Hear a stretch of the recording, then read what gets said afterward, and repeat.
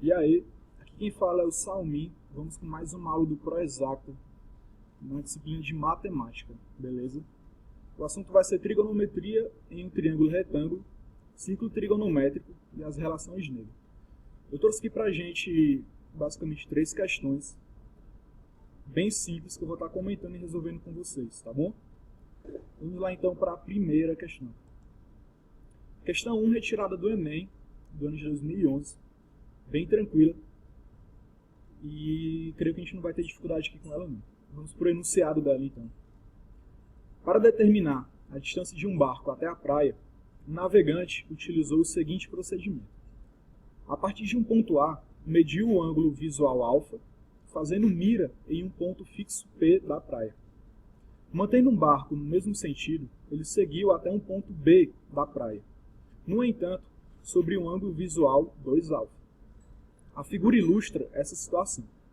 Suponha que o navegante tenha medido o ângulo α igual a 30 graus e, ao chegar ao ponto B, verificou que havia percorrido a distância AB igual a 2.000 metros. Com base nesses dados e mantendo a mesma trajetória, a menor distância do barco até o ponto fixo P será... Vocês podem ver que a gente tem as alternativas e a figura da questão. Os pontos A, B e P e os ângulos α e 2α. E a trajetória do barco logo aqui embaixo. Para resolver a questão, a gente começa traçando uma reta perpendicular entre o ponto P e a trajetória do barco. Ou seja, seria essa perpendicular aqui, que parte do ponto P até lá embaixo, formando um ângulo reto. E a gente poderia chamar esse ponto aqui embaixo de C. Ok? Traçando essa nova reta, é possível visualizar 2 triângulos. A gente pode ver que tem esse triângulo aqui, o maior, e esse menor aqui. A gente vai focar nesse menor. Mas para isso a gente tem que saber antes quais são os ângulos, né, que aqui são formados. Mas usando a relação trigonométrica de que os 2 ângulos internos do triângulo AB e P são iguais, a gente tem que ele é isósceles. Ou seja, anteriormente a gente tinha esse ângulo α de 30 graus e esse ângulo aqui, 2α, de 60 graus. Sabendo que aqui devemos ter um ângulo de 180 graus, a gente pode subtrair de 180 o 60 e achar esse 120 aqui. Sabendo que todo triângulo, a soma dos seus ângulos internos dá 180, a gente descobre esse outro ângulo aqui, que vale 30. E então, consequentemente, o seu adjacente aqui. Pois teremos 60 graus, 90, e para chegar a 180 só falta 30. Então a gente transpõe esse triângulo aqui, que modificamos a questão, para achar o ponto, a reta PC. Achar basicamente o cateto X. A gente tem todos os ângulos internos, um dos lados, e é só aplicar uma relaçãozinha trigonométrica tranquila que vocês já devem saber. Seja x o comprimento do lado CP, calculamos o que queremos pelo cosseno de 30 graus. Basicamente, o cosseno que é o cateto adjacente a 30 graus sobre a hipotenusa. A gente vai ter esse cateto aqui, que é o x, sobre a hipotenusa, que ele já dá também na questão. Que a gente descobre no caso, né, que é 2.000 metros, pela relação do triângulo isósceles. Pela nossa tabela, que você já deveria saber de cor, cosseno de 30 graus é igual a raiz de 3 sobre 2. Vai ser igual ao nosso x, cateto adjacente, sobre 2.000, que é a hipotenusa. Jogando agora o 2 multiplicando e o 2.000 também, fazendo cruz credo, a gente vai ter 2x é igual a 2.000 raiz de 3.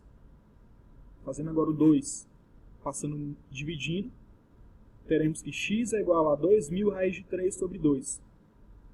Que nos leva à resposta, que é o item B, a letra B, onde x é igual a 1.000 raiz de 3 metros.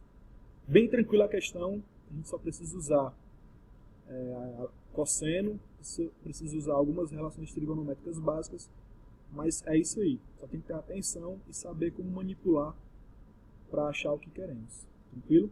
Vamos então agora para a segunda questão. A segunda questão, também retirada do Enem, do ano de 2009, tem o seguinte enunciado. Ao morrer, o pai de João, Pedro e José deixou como herança um terreno retangular de 3 km por 2 km, que contém uma área de extração de ouro delimitada por 1/4 de círculo de raio, igual a 1 km, a partir do canto inferior esquerdo da propriedade. Dado o maior valor da área de extração de ouro, os irmãos acordaram em repartir a propriedade, de modo que cada um ficasse com a terça parte da área de extração, conforme mostra a figura. Em relação à partilha proposta, consta-se que a porcentagem da área do terreno que coube a João corresponde aproximadamente a... Temos aqui as alternativas, e aqui o nosso terreno, né? Terreno retangular, onde houve uma partilha entre os 3 irmãos, João, Pedro e José, mas o que nos interessa aqui mais é João. O ângulo reto será dividido em 3 partes iguais, ou seja, a área de extração de ouro de cada filho terá um ângulo de 30 graus. Basicamente a gente vai pegar o ângulo de 90 graus, que é o ângulo reto, dividir por 3, e para cada filho restará um ângulo de 30 graus. Temos o ângulo de 30 graus, precisamos descobrir o cateto oposto x, que vai ser aqui. E o problema nos fornece o cateto adjacente 2 km. Por ser um retângulo, esse lado aqui também vai ser 2 km, vai ser o nosso cateto. Usando a relação da tangente, temos o que procuramos. Sabemos que temos ângulo de 30 graus, aí aplicamos tangente de 30 graus é igual ao quê? Cateto oposto sobre o cateto adjacente. A gente quer descobrir o cateto oposto. Aqui sabemos pela nossa tabela trigonométrica que tangente de 30 é igual a raiz de 3 sobre 3, vai ser igual ao cateto oposto sobre adjacente. 0,58 vai ser igual, continua sendo igual a x sobre 2. Então só basta passarmos o 2 multiplicando. A gente teremos x é igual a 0,58 vezes 2, que é igual a 1,16 metros. Então a gente achou o valor desse cateto aqui, que vai ser 1,16 metros. Dando continuidade, nosso problema não para aí, pois devemos então calcular a área do triângulo. A área basicamente é a base, 1,16, que acabamos de achar, vezes a altura sobre 2. Teremos essa fórmula aqui. Base, altura dividido por 2. Cortando 2 com 2, teremos uma área do triângulo do terreno de João com 1,16 km². Para descobrir que porcentagem da área do terreno que coube a João, precisamos calcular a área do retângulo correspondente ao terreno. Então, novamente, mais um cálculo de área muito básico. Base vezes a altura, que é um retângulo, a gente vai ter 2 vezes 3, que vai dar 6 km². Fazemos então uma regra de 3 para achar a porcentagem. Sabemos que a área total do retângulo é 100%, 6 km² é 100%, e 1,16 km² é x. Fazendo então multiplicação, a gente sabe que x é igual a 19%, que corresponde à nossa letra E. Então, basicamente, é uma questão similar à anterior, a resposta não é nos dada diretamente. A gente precisa fazer algumas manipulações na nossa questão, algo bem simples, saber muito bem visualizar e prestar atenção no que o nosso problema quer. E claro, você vai ter que levar o conhecimento já prévio, né, da tangente, do como é que aplica a tangente, dos valores da nossa tabelinha, mas nada muito complicado. É só a gente ter atenção e saber o que fazer e por onde mexer. Nem desenvolver demais, nem se restringir demais. Vamos então agora para a nossa terceira e última questão. Questão 3. Quando os ponteiros do relógio nos indicam 3 horas, ou seja, o ponteiro dos minutos em 12 e das horas em 3, sabemos que os ponteiros de minutos e horas fazem um ângulo de 90 graus entre eles. Letra A. Qual o valor desse ângulo quando o relógio marca 5 horas e 47 minutos? Ou seja, o ponteiro das horas vai estar mais ou menos por aqui, entre os 5 e os 6, e o dos minutos vai estar um pouquinho acima do 9, porque sabemos que no 9 ele é 45, né? 47 vai ser um pouquinho acima. Vamos então para a resolução do problema, em que vai ser basicamente regra de 3.